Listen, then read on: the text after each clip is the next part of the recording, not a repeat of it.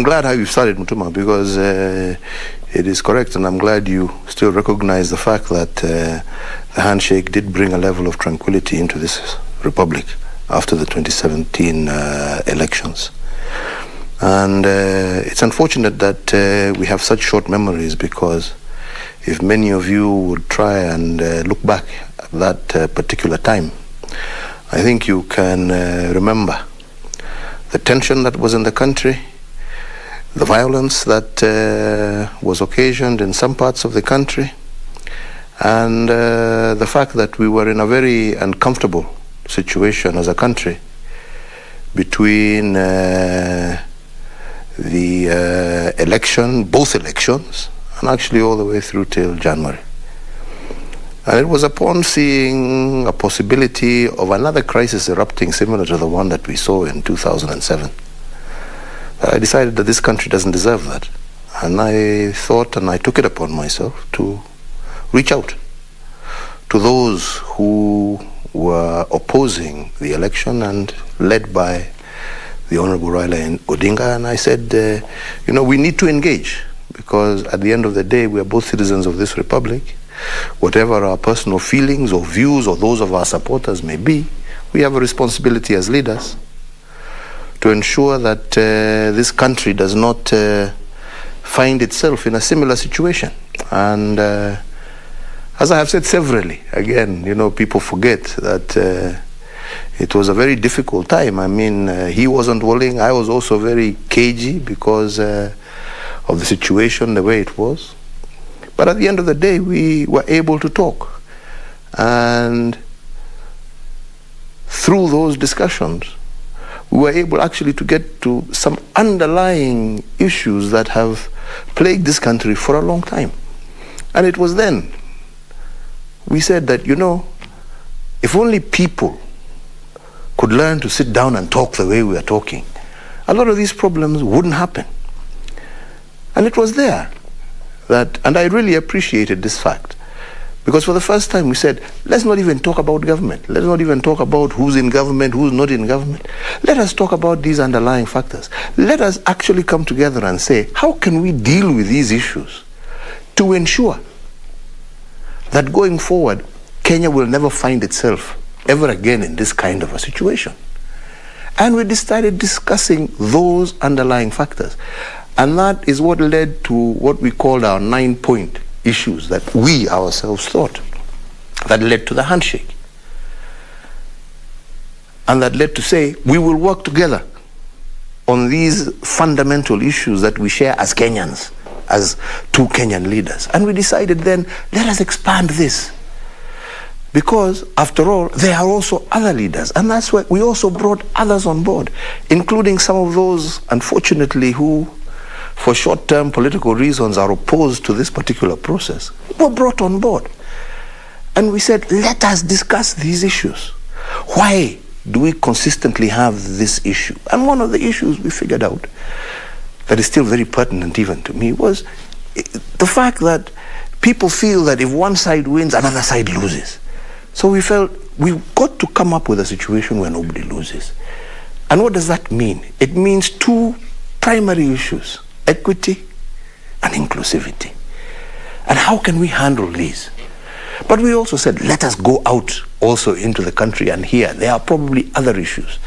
Young people was another issue, because there's growing frustration also about, in and amongst our young people. How do we also bring them on board, cater for their... Let's get their opinions. Let's hear what they have to say. And that actually was the foundation of what today we call BBI. A process that was meant to be inclusive, that was inclusive. I've actually never seen a more inclusive process, save for the process, again led by Raila Odinga and the Honorable Mwai Kibaki, former president, that led to the Constitution of 2021. That sought to put all these issues across and then said, if we rectified these issues, we would then be in a position to say, okay, let's go for an election and have the best of hope that what we have seen in the past starting all the way from when we started multi-party politics and the violence that we see in elections, the divisions that we see in the country, the ethnic animosity that we see in the country, that if we started dealing with some of these issues, maybe some of this thing would dissipate. That was what BBI was supposed to represent. And it is most unfortunate, like I keep saying, that people have forgotten why we were looking at this, and for short-term political gain, have decided to deny Kenyans of what is legitimately in their interest. Because let me ask, one of the things that we used to talk about and we used to say, when you have a situation, if you go into our informal settlements and you go into a lot of these other areas, why do you have such tension? Why do you have such poverty? Then you get and you find out, because it is both about representation, but it is also about resources. Because when we introduced CDF, we also touched to the constituency. So when you have an honorable member of parliament receiving 100 million shillings and another one receiving 100 million shillings, one is distributing 100 million shillings to 50,000 people. Another is distributing 100 million shillings to 1 million people. Is that equity? Is that child in Mathare or Kibera, will he ever have an opportunity ever of going to university if the highest bursary he can ever receive is 5,000 shillings? And we said, if we don't deal with some of these issues, people will consistently feel pent up. And that is why we said, let us actually focus ourselves on this. Let us do it. It was not about who was going to be president, who was not going to be president, Uhuru. How many times have I told you people, I am very grateful to the Almighty God and the people of Kenya for the opportunity they've given me. I am more than happy to serve out my term and finish my program. But I also believe that this is part of my agenda, to be able to bring people together and to be able to ensure that we have a peaceful, stable, united country. And that is why I was very keen on this. Unfortunately, the courts have ruled the way they have ruled, and I believe that they have been highly misguided in that process. Unfortunately, we have had politicians, like I'm saying, for short-term political gains, who have deviated from why we wanted the BBI to it being an issue of competition. And I don't know why, because all of these people, I mean, I was hearing some people say, this BBI is to propel Raila Odinga. Raila Odinga declared his presidency with or without BBI, and he's still on the ticket. BBI has nothing to do with his candidacy. BBI has nothing to do with Uhuru wanting to continue, because there is no clause in BBI that says that the incumbent president is going to continue for another 10 years. There is no clause. This is all propaganda and hype that is built around to poison the people's minds and to deviate them from looking at the real facts. Because at the end of the day, who are the people who suffer when we have these political problems? It is not the elite, it is the masses. Who are the people who are denied resources when we don't deal with these issues of inequity? It is the people, not the elite. But somehow now, you will now want to blame poverty on that class as opposed to that class. Instead of dealing with the fundamental root cause of the problem, which is providing resources, giving opportunities to every Kenyan equally and fairly, you want to now make it an us versus them because it's an easy campaign platform, right?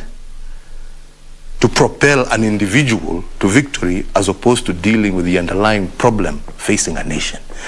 So, ladies and gentlemen, all I can say is it is unfortunate. I am a person who has always respected the rule of law.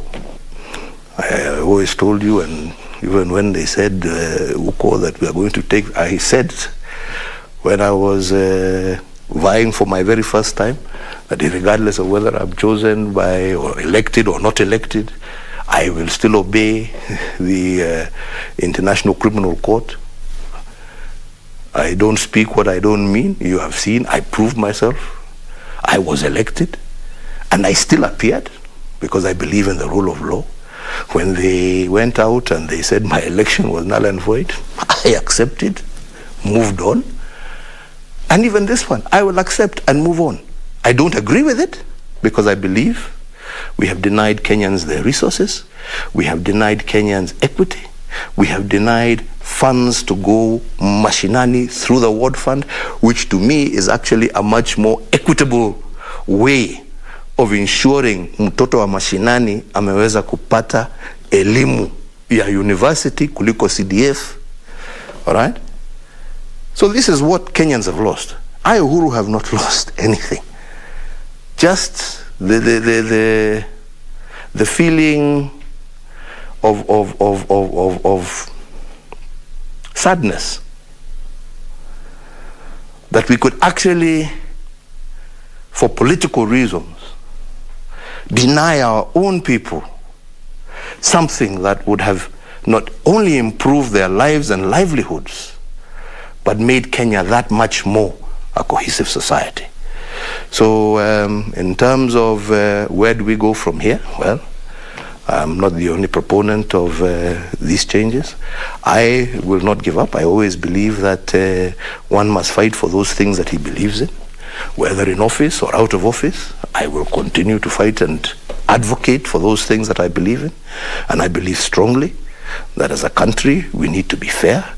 Believe we need to be able to shed this ethnic umbrella that we always say that so and so, because at the end of the day, we're all Kenyans and we need each other. Your child and your child and your child needs an education, needs access to health, needs good roads, just like any other child in any other part of the world. You're entitled to it. And it is my hope and my prayer that like-minded people who believe in these fundamental principles and who believe and see Kenya long into the future and not within the context of their political life, will continue to advocate for these things until we have a much more fairer and much more just society. So as of now, like I said, that is where we are. We have a ruling, we obey, and we move on and we continue to consult with people who think the same as we do. And we will continue to work together to see that we overcome these challenges and get the Kenya that we want to see, that we want our children to inherit. Is there one that you think is best suited? I won't ask who, but is there one that you have found who has qualities? It is not my duty, nor is it my responsibility to tell people or to tell Kenyans how or where they should vote. But it is my duty to remind Kenyans that they need to look at who they vote for and why they are voting for that particular person. And like I'm saying, it is unfortunate that within and amongst us, there are those who will sacrifice interest over personal political agendas. And I believe these are the things that Kenyans need to look for. But at the end of the day, it is not for me to dictate to Kenyans who to elect. It is for Kenyans to decide what is in their best interest. And my hope and my prayer is that they would do that in a manner that looks after not their short-term interests, but their long-term survivability as citizens and the long-term stability of our nation. You know, the court left, the Supreme Court, and they've been writing stories about, we are not very clear whether they are going to appeal again. You know, for me, like I said, the biggest disappointment is what Kenyans have lost and what our courts have denied them. I must make it clear, I do not agree with their ruling. You know, when they sit and they say that the IEBC is illegally constituted, the same IEBC that swore in the same court and the same judges. When they say IEBC was not properly constituted, the same IEBC that has conducted 27 by-elections, and we have not heard anybody say that there is a problem with those elections. You know, I have a lot of problems with it. But equally at the same time, like I'm saying, it is not my baby alone. This is the people's baby. And it is the people themselves who will decide. And there are others, like I said, like-minded, and we will continue to consult. But I personally have no interest in continuing an unnecessary court battle. Because like I said, it is not about this thing being done when I'm president or when I'm not president, but it is the question of whether the principle and the issues that we're talking about are just and right. And if they are, they will happen now. And if they don't happen now, they will happen tomorrow. And we will continue to advocate and to fight for those things because we believe in them. And we believe it is what this country needs, right? And that is why, and I repeat again, I will continue to also work with like-minded leaders to say, how are we going to ensure that this which we were trying to put together doesn't get lost? And we will find the best way forward, be it now, be it tomorrow, be it wherever. The point are the issues just? Are they right? And if they are, then as well-meaning individuals, we must continue to fight for them, however long they take, because that is what is going to be required to get the country that we all are desirous to see. A peaceful, stable, secure, prosperous nation that is inclusive. We are in a very, very interesting scenario, the relationship with the deputy, and there is all the agitation around it. There are people who think that probably it's not right to criticize the government the same way, they're still in the office. But what takes it further is the fact that you're still in office and you're making this, maybe throwing tantrum and stuff from a government facility, from a government position, enjoying all the perks, but criticizing and being very critical on all these other things that are coming from a government which you're part of.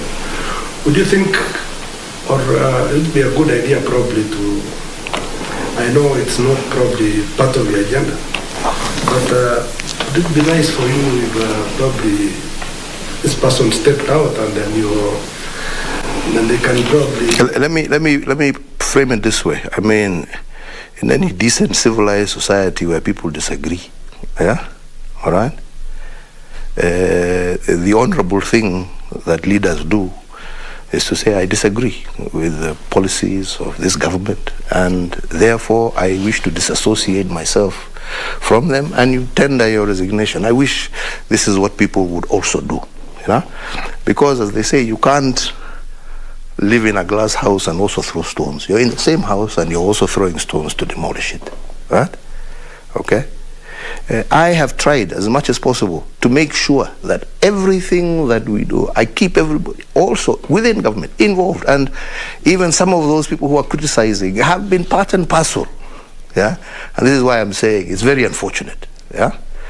But like I want to reiterate, you know, I have an agenda that I was elected on, and that work must continue. And it would be really the honorable thing that if you are not happy with it, that you would actually, you know, step aside and allow those who want to move on, and then take your agenda to the people, which is what happens in any normal, you know, democracy, because you can't have your cake and eat it, yeah? You know, you can't on the one hand say, I'm not going, and because at the same time, I don't agree. You know, you've got to decide, because you must be principled in that endeavor, yeah? That's what happens in a democracy, so that you don't confuse people, you know. You know, on the one hand, you want to sing the praises of a government, that you are saying that, yes, you know, this is, we have done, and you want to ride on them. But yet on the other side of your mouth, you're talking another language. So I don't want to say much, but like I'm saying, I will not be deviated from the agenda I have set on course. BBI was just one of them. We still have also the big four, which we have been consistently following, and we will continue with the agenda as we have it. That will continue, and really, like I said, you know, people know what happens when you disagree with each other in developed civilized democracies, what people do, you know. And I would hope that people would have the courage and the guts to do that instead of, like I'm saying, throwing stones in the same house that you're living in. A possible postponement of next year's election. What would you? I have not, for me, heard any such talk, and I have no comments on it. But if, in fact, what the only thing I would just state is, if indeed what the court even ruled on BBI is anything to go by, then in effect they are telling us we can't have a general election because we don't have a constituted IEBC. So me, I don't want to comment on that, but let's wait and see what unfolds. Me, I'm ready for an election at the prescribed time, as I have said severally. So that's all I think I have to say, on that. I'm ready for the election at the prescribed time, and that's what I've been working, and that's the schedule I'm working towards. Listening to you and past interviews that have been done, specifically on your deputy, when you have posed the question of what really happened, what really transpired between 2013 and 2017, and now 2017 to 2021, and the answer has always been, ask the president. I have no idea what has transpired, except for the fact that probably he is trying to create a base for him and for his future politics, which is his right. I have never denied him that, and he's free to do so. But I feel it is unfortunate that maybe the manner in which he is doing it, by going against the same government that he's serving, I think is wrong. Because like I said, the issues that we have been trying to fight over in this BBI and to try and achieve in this BBI are the same issues that brought me and him together, right?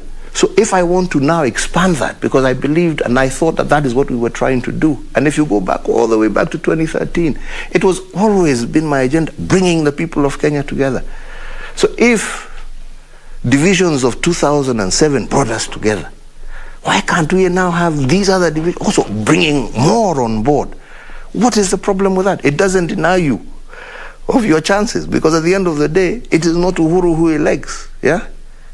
It is the people of Kenya. So what is the problem if we have more on board and have a situation where everybody feels that regardless of who wins, no Kenyan has lost, and every Kenyan can leave feeling a winner? And I will continue to advocate for that, like I said, because I believe in it. I love my country. I love peace, and that's why I have been trying to get this, not because I hate somebody or I don't like somebody, but because I think it is in the best interest of this country, right, if we were able to overcome our 5-year political term without creating deep-seated animosities that continue to grow. And it's not just in this, it's in everything that I've done. I've tried to follow, that principle of trying to understand what is the problem and trying to fix it. I'll give you an example. We've consistently, it's been on the cards always, everybody, land injustices, this, I have never fought anybody. I said, okay, we have this problem, and especially around the coast, right? So let's stop weaponizing it, and let's sit down. And I brought people, and I said, look, you Mazrou is your absentee landlords, the local leadership, come, let's sit around the table, let's find a solution to this problem. And by sitting around the table and talking, we have begun to find solutions. We are now in the process of issuing title deeds to people. Those families are no longer fighting each other. They have agreed. All of them are happy. And we are moving on. We have found solutions. That is what we did in Likoni, right? An issue that was always a political hot potato. Every election, come in, come out, people are fighting. Yeah? This is Waitiki again. We sat down with the local leadership, we sat down with the owner of the land, and we found a solution. A legal solution, and a solution that was a win-win for all the parties concerned. That has been my principle, that has been my belief. And even now, even in politics, like I say, it is not about who, but it is about whether our country win, whether our people win. And if we win, then we should all be happy. And that cannot happen if people can't engage, if we cannot open our doors and open our arms. And that is all I've done. And I will continue to do so, because I believe any responsible leader would like to leave a country better than he or she found it. And that is my intention. Talking about opening your arms and thereafter even bringing together all the other opposition leaders, we've seen you meet them in Mombasa and here at State House Nairobi, and there's always been this feeling like you're trying to manage your succession at the exclusion of your deputy. Would that be the case? For what reason? If he were to embrace this process that we were, the only reason because he's been how you don't call somebody who is against what you're trying to do. He has been opposed to it. For what reason, I don't know, but he has been opposed to it. Those meetings have not been about selecting a candidate. It's by saying, what is it that we agree? Do we agree on this? How do we birth this baby? Yeah, that we are all believing in, right? Nobody wants to leave anybody out, because at the end of the day, like I'm saying, if we can actually come together and find people of common mind who want to push a particular agenda, then you have to do it, right? But you can't bring on board who is opposed and literally doesn't want to see it happen. And I fail to understand, because you've been part of the process. It would have been wonderful had we all walked together as Kenyans, right? That's what we did even when we went to Bomas. You know, didn't we all say, let us come together, right? But then all of a sudden people are, we don't want it, we don't want it, we don't want it, we don't want it. So, you know, you can't force something that somebody doesn't want down their throat. You know, that's also not democratic. Yeah, you have to allow democracy to prevail, right? And like I'm saying, even on this issue, democracy is what will prevail. People will decide for themselves which way they wish to go. I will never, never, never regret anything I told you, anything that brings peace and solutions. I will always be there. And I will do it again and again. And I will reach out even to more, right? Because for me, like I said, it is about not this political cycle. It is about that Kenya that will be there long after all of us are nowhere in positions of influence. And I want to be remembered that at least, I may not succeed, but at least I try to do something. And I try to do the right thing at the right time. It's clear that the economy is becoming a big point of conversation. That's why you're having all this talk about bottom up, bottom down, top down, you know. Could we just get your view on what the state of the economy is? What are the pain points in there? What's going well for us? And the road you would want to point to your successor as we continue into the future? Well, I think the first and foremost, we must all acknowledge that we've had a very difficult 2 years, and this is not just Kenya. It's a global phenomenon occasioned by this plague that has hit us, a plague that has necessitated, a slowdown of the global economy, and this we have seen, and therefore, I must admit that I am not where I would have preferred to be under normal circumstances had we been in a position to continue our agenda, because we had started to see our tourism was picking up.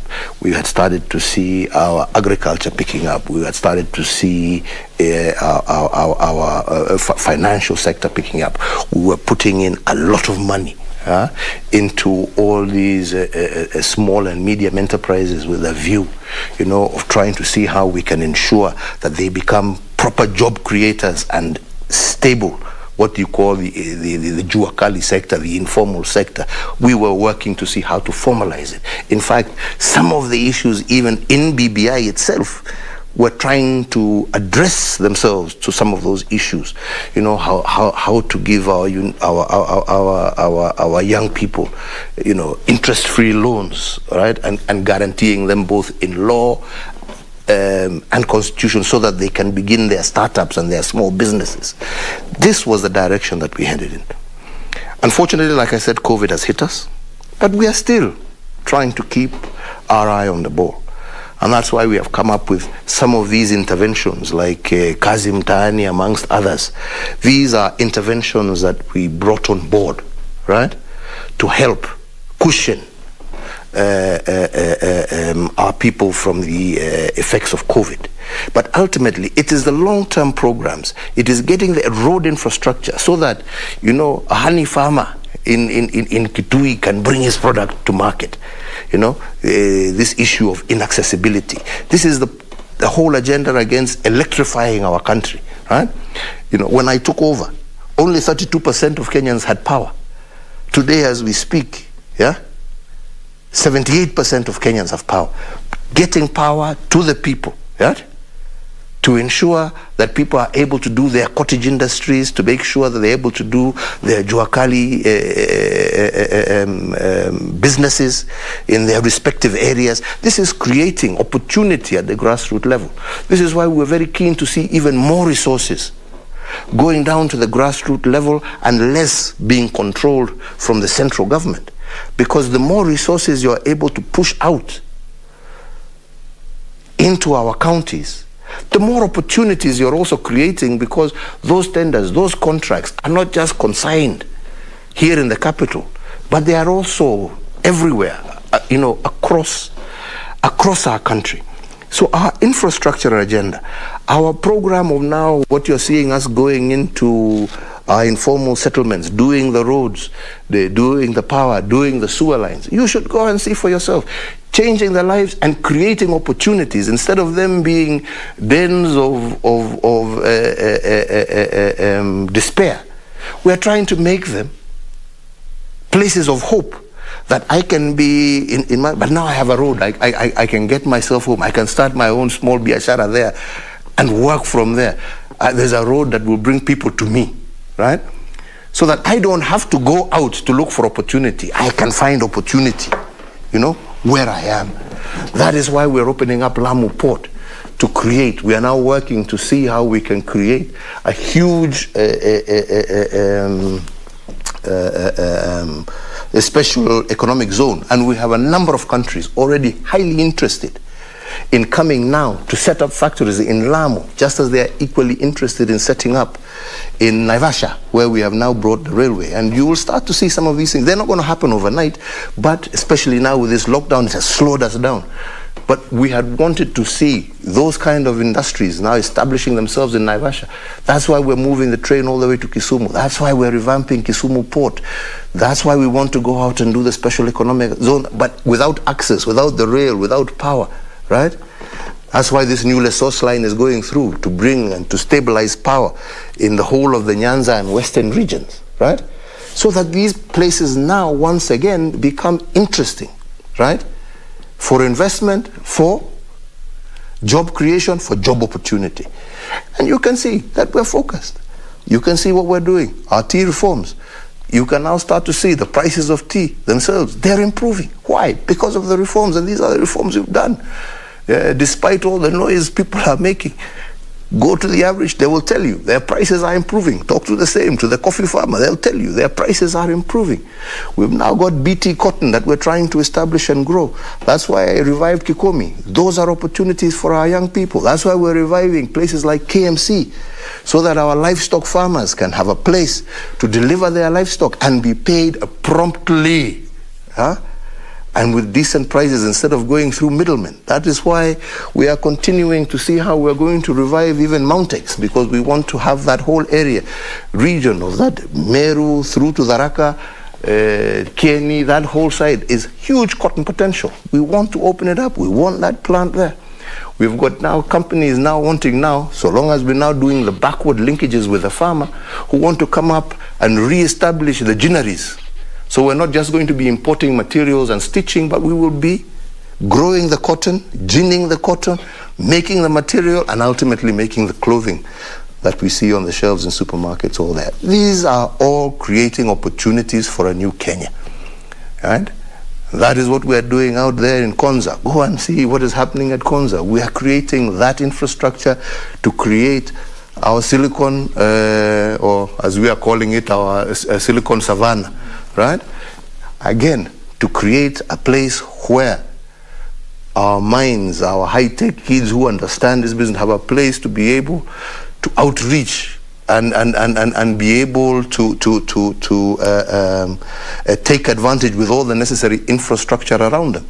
Our 5G, as we've been pushing as a government to ensure we license these people to bring 5G, so that in your industry, our cartoonists, everybody has the opportunity to have the right kind of infrastructure ready for these young, talented people who are artists and creatives, to be able to have an opportunity to put their talent to good use, but also to create jobs for their fellow young people. So this is the general direction. And that's why I said, for our people, what they want is to be given opportunity, not handouts, right? They want to be given a chance to make the best of who they are and what they are. And that you can only do by creating the infrastructure, by creating the tools that are necessary, right, to enable them to get those jobs. Not through promising handouts or, you get this and you get that. Nothing comes from nothing. But at the same time, we cannot expect our young people to be able to be the best they can be without creating that infrastructure that is going to be supportive to enable them to actually achieve that which they wish to achieve. So me, I'm not a person who believes in anxiety, because these things don't happen. These things, they don't happen, at the snap of your fingers. They take work. Huh? I was talking to somebody over the weekend who said, "Oh, Kenya is hosting under 20 like it's just happened." We've been working on this for the last almost 6 years, right, to get to where we are, right? And this is also just a stopover, so that by 2025 we can actually host the first African country to host World Athletics, the championships. We'll be the first African country, and I believe our bid will be successful. But it is because of all the steps that have gone on previously. It's not that you just wake up in the morning and it happens. Everything has to, you've got to put the work behind it, right? And like I said, we are now going through very difficult times, especially because all these COVID issues have slowed down a lot of the programs and plans that we had. But I am very, very hopeful, and I'm very encouraged by the fact that despite all those challenges, if we compare ourselves with many countries, Kenya has fared very well. Not that we have not had our challenges, our difficulties, but we have actually fared far better than most. And I believe that if we continued working together in this spirit, we will do even better. And we will come out of this particular problem even stronger, both economically, but also with very bright prospects for the future. The elephant in the room in Kenya has been the issue of corruption. And during this, your second term, you came out up front very clearly on the fight against corruption. I'm wondering, as you near the end of your term, when you look back and the status where we are now, what's your view? I will say that we as a government have done the best that we can. And even if you actually look at the situation as it exists, new cases of corruption these days are few and very far between, if you look at it over the years. The key problem that we have today is not tackling corruption as much as handling the corruption cases that are still pending.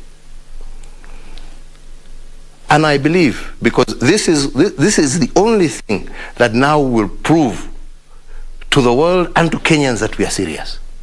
Exactly. That our investigative agencies, who are independent, that our judicial fellows, who are also equally independent, will do that which is right to bring these cases that are at conclusion. Because for us, as far as we are concerned, we have definitely put the cases there.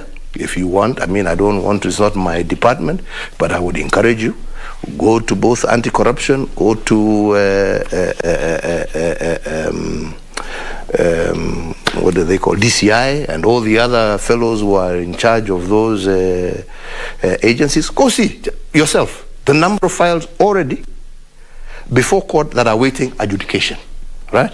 My hope and my prayer is that these can be adjudicated in the shortest possible time, because the ultimate weapon against ensuring that our fight against corruption succeeds is conviction. And that is out of my hands. That is in the hands of other independent institutions who, as you have seen, you cannot say that I am biased or I am objecting to them. When they rule already against me, they have ruled against my own election. They have ruled twice against something that I have been pushing. So you can't say I'm the one who's holding them back. Tell them, do your job. Kenyans are waiting for you to do your job quickly and bring these. And I'm quite excited, because when I watched the new CJ, when she was giving her first statement, when she was sworn in, and she said that was going to be her #1 agenda. I hope and pray for her. Yeah? And I believe many Kenyans are waiting to see whether that promise she made us will be delivered. Clearly yourself has been accused of weaponizing the war against corruption. If anybody has a case against, and they can claim and show that I have weaponized or I have used any agency to look after so and so, let them say. All right? All right? In this process, many of you will know from the first time to now, I have lost people very close to me, yeah, who I was forced to ask to step down, right? Okay? Because of the cases that were before them. I have no intention, right? I know what it feels like to be wrongly victimized, like I was done when I was taken to The Hague. I was wrongly victimized. But I stood my ground, like I promised, and I said, and I went before them, and I faced my accuser, and I proved, and I was proved innocent. So rather than people try to find this or this or this, I have no such intention. Go to your accuser, go before the courts of law, right? Prove your innocence. If I'm as happy as you are, why should we want an innocent person prosecuted? For what? For what benefit? Yeah? Yeah? Just like you, Ashuri, if you have a case against, go take it to court, take the evidence where it's supposed to go, you know, and let the people go ahead with what they need to do. Yeah? But don't always, you know, this is what I'm saying, these short-term political gains, you know, something happens to you, oh, it is because I spoke against the president. Oh, the president wants to. Oh, my friend, this is not that Kenya of the 80s and 90s, my friend. This is a new Kenya, right? These institutions are independent. These same people are. I may appoint them. They are vetted by the National Assembly. Those powers are not such as they used to be. So let us be practical. Let us be frank. Yeah. Kila mtu abebe mzigo wake. Usiende kuwekelea mwenzako. Wewe kama umekuwa mimi hata mimi nimewekelewa. Yeah? Right? Mimi sikuenda kulia kusema sijui ni nani. Mimi nasema basi nikaenda nikajitetea na nikajiondoa. Sasa hata wewe jameni, badala ya kwenda kutafuta ati ni hii, kama umesemekana umefanya, ziwende uoneshe hujafanya. Yeah? Kwa nini ulete siasa duni? The balance that your government is making in managing this pandemic is about the economy, lives versus the economy and livelihoods. I will never, just as in the scenario that we were talking about, the country as a whole, when we were talking about political violence and all of those things, I have seen, and I will never do anything that, in my view, will jeopardize the life of a Kenyan. A life of a Kenyan is greater than anything else. Let us withstand the challenges and be alive. We shall overcome those challenges tomorrow. But a life lost today shall never be recovered. So my focus, and it will continue to be my focus, is to ensure that I protect and I safeguard the lives of the people of Kenya. That is the thrust and the core of the oath I took when I swore to take over this office. Because COVID is a very serious problem. Yeah. See what has happened in other places in India and the US and all that. So far I think we have gotten off rather lightly for whatever reason, maybe constitution, maybe we are a lot healthier than we expected. There are two major issues. For us to be able to weather this storm and open our economy and proceed in the way we plan to proceed with our lives, we need vaccines. Absolutely. And the vaccines have two issues. One is the supply. Correct. But the supply just isn't there. And also maybe the second one being a growing skepticism among certain people towards vaccines. What would you say to those who, where the vaccine is available, they are willing to take it? And what would you say about the question of supply? Are we looking forward to stronger, better supply of vaccines? I will go this way, and first of all say that my position on that has been very clear, and both as I had the opportunity, being a member of the Bureau of the African Union in the year of COVID, right? So I was part and parcel, together with my colleagues from DRC, South Africa, Egypt, in how we were working together with Africa CDC and others in this fight against COVID. And for the first time, and this is on record, Africa together has never been more prepared to face a pandemic than we were to face this particular challenge. We had worked it all the way through, including well before vaccines were actually called to be safe, created the COVAX facility, working with our development partners. But the one thing, and we were ready to roll out vaccines as soon as they became available. We had actually already contracted the Serum Institute of India, right? That was supposed to have been the main supplier, and it was said because they had the largest facility to main supplier of COVAX, which was going to be the instrument of making sure that Africa was on the front line of receiving vaccines as soon as they became available. It is most unfortunate that despite all of that, when vaccines came online, the developed countries exercised what we are unashamedly calling vaccine apartheid.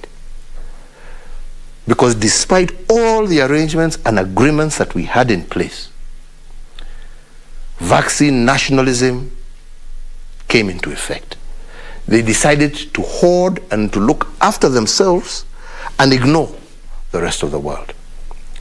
It was a double blow for us on the African continent, because on top of that, the facility that had been contracted to supply us, India itself, that was part of us, said they were no longer going to be supplying until they supply their own people when they are hit with the second wave. So we were left stranded, right? Despite the fact that we had never been better prepared, despite the fact that we had put our resources, mobilized all the resources that were necessary to begin immediate rollout. So, where are we and where are we going from here? We are still in that fight of ensuring. And we're now looking forward with South Africa now coming on board. We are working on getting our form and fill facility here in Kenya. But South Africa already has theirs on board. We are hopefully now going to start getting a steady supply of our own vaccine, and hopefully we may be a month or 2 months late, but be able to meet our 10 million target of the most vulnerable, which will be a key indicator for us now fully opening up the economy, and we're hoping to achieve that in the shortest possible time. But Mutuma, as you have said, it is based on availability. Everything that we're getting, we are pushing out. Yeah? And we have said vaccine is going to be free because we want to ensure that there is no element or capacity of people taking advantage of this shortfall, yeah, for making deals here and there. Vaccines will be made available to all our citizens across board freely. I think the second point that you raised, Mutuma, is about those who are hesitant. We are not going to force anybody. It will be your decision whether you want to take or not. But I truly would encourage, especially those who are in that most vulnerable bracket, those 50 or even 45 and above, those with comorbidities, that it is essential that you be vaccinated. And I will appeal to all those. I think we have now enough research done, yeah, that has actually proved that these vaccines are actually helping as opposed to harming, right? And therefore, I really call upon my fellow Kenyans, as the vaccines become available, and I reiterate again, especially for that more vulnerable group, it is important, yeah, that we trust the science and we get vaccinated, because available evidence is showing that those who are vaccinated are resisting and are surviving better, especially within that bracket, than those who remain unvaccinated. And you can even see that in some of these countries that are hoarding, instead of, they're already even talking about vaccinating children and others. Right? This is, like I'm saying, we will not force anybody, Mutuma, right? But we will continue to encourage all to be vaccinated as the best protection that an individual can have to prevent yourselves from contracting